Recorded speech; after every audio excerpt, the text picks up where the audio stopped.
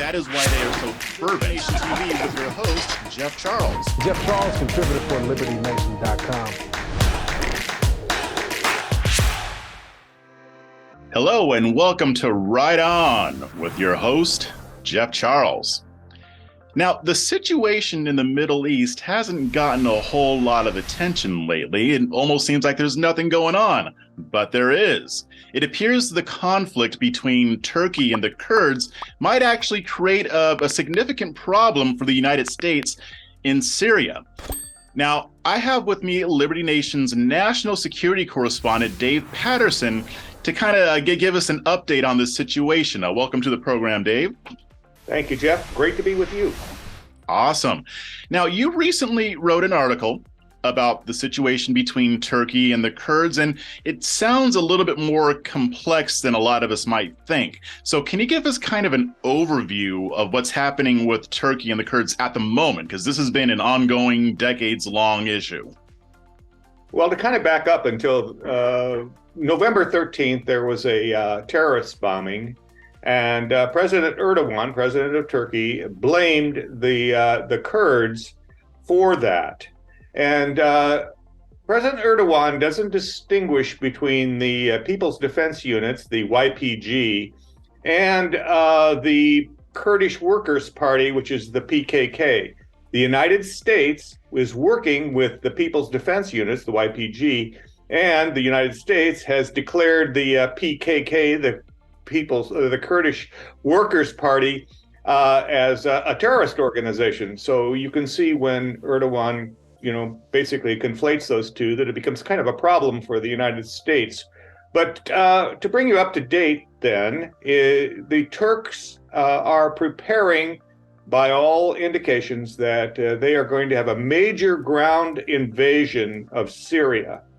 Now, the unfortunate part about that is that where they're proposing to invade is precisely where the United States has about 1,000 troops in and around that area, who are working with the Kurds, the YPG, People's Defense Units, to apprehend, identify, and destroy the remnants of ISIS. So we have the Kurds working with us, the YPG, to destroy ISIS. And at the same time, we have a NATO ally, Turkey, threatening to invade. And as of the 28th, the United Nations got involved, sending Geir Pedersen, a UN special envoy, into the area. He said that the circumstances are experiencing escalatory dynamics. Those were his words. There is a level of erudition required for UN envoys, of course. What we would say is things are looking tense. And so it's going to be interesting to see how this all works out. Okay, so now the crux of this matter is ISIS, right? The YPG is helping to tamp down on that terrorist organization. Now, that's a name that a lot of us haven't heard in a while, right? It seems like ages since we've heard of the Islamic State, also known as ISIS. What is going on with ISIS nowadays? Like, what are they doing? I was under the impression that after Trump, they were largely decimated, but are they making a resurgence or what's happening? Well, the latest national intelligence estimate has ISIS as reforming in many areas and becoming somewhat more active.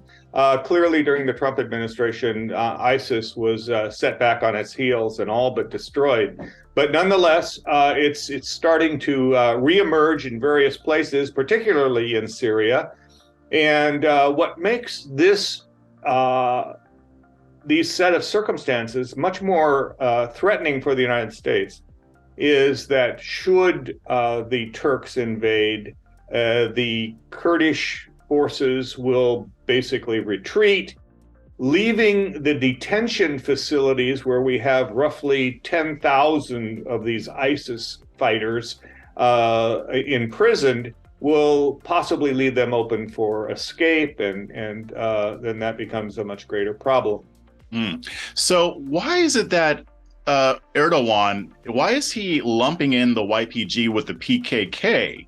Because traditionally, it seems like they've always gone against the PKK. Why? What do you think is the reason why he's kind of lumping them in together?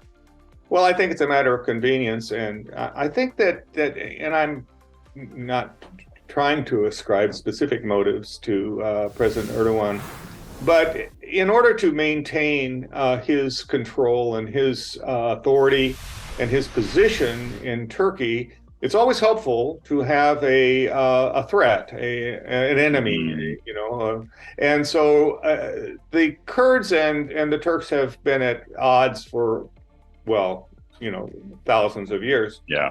And so I think that it's to his benefit to identify the Kurds as the enemy and the problem, and he also accused the Kurds writ large as being behind the bombing on the 13th of November. I see. So why would he think it's a good idea to go after U.S. allies? I mean, why wouldn't he be concerned about that harming Turkey's relationship with the United States and with NATO at large?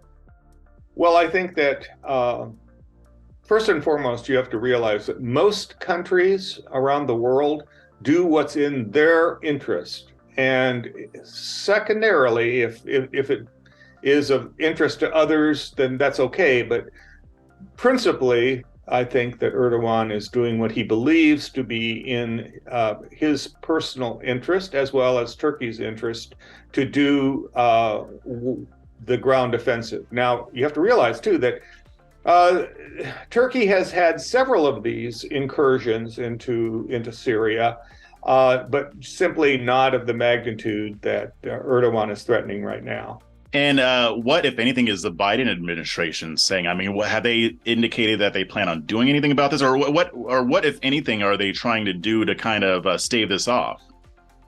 Well, I think right now they are, one would hope, quietly behind the scenes, attempting to de-escalate the circumstances.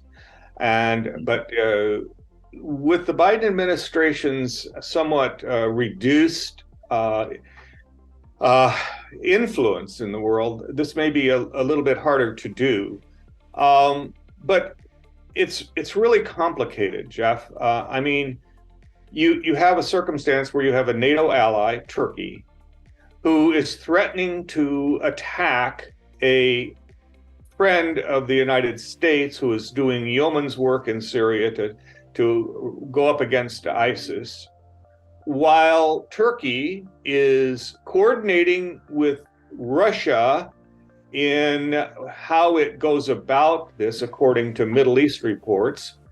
And at the same time, Erdogan is sending aid to the Ukraine, who is fighting Russia. So it's complicated. Yeah, it sounds like it. Lots of double dealing here. But, there are those who would say, the 1,000 troops that we have there, we shouldn't even have there. We should be pulling them out, too. We shouldn't even be involved. So if Turkey were to launch a ground assault and the Kurds were having to retreat, and let's say these 10,000 ISIS soldiers go free, I mean, could that really affect us? Or what kind of consequences would there be for that? Well, I think it could, because one would think that, ISIS does what ISIS does, and they would reconstitute their various cells and begin to be more problematic throughout the world as a terrorist organization, and be much more strengthened in terms of the threat that they represent to not just the United States, but the West generally. Gotcha. All right. Well, hopefully that doesn't happen, but we'll be keeping an eye on it. I know you always have your finger to the pulse of what's happening around the world. So I'm sure we'll be talking about this again. But in the meantime, thanks for joining the program. Thank you, Jeff. Always good to be with you. Awesome. And remember, the show is proudly sponsored by LibertyNation.com, where you can access podcasts, breaking news and analysis, and a range of biting and brilliant shows to whet your appetite for freedom and your fondness for the great American Constitution. Just go to LibertyNation.com on your browser, or hit Rumble, YouTube, or check out our Liberty Nation News Roku channel. I'm Jeff Charles. Thanks for watching. This program is a production of LibertyNation.com, where truth is making a comeback. Entertaining, informative, and just plain fun. Watch Liberty Nation's The Conservative 5. Produced by conservatives for conservatives. C5's The Left Free Zone. Hosted by Liberty Nation's Lisa K. Donner. Joined by a raucous, irreverent panel of authors. Deconstructing leftist narratives. Debating the hot topics. And remembering to laugh. Join the official conservative safe space. You only did that to piss Jeff off. Liberty Nation's The Conservative 5. That is why they are so fervent. TV with your host, Jeff Charles. Jeff Charles, contributor for LibertyNation.com.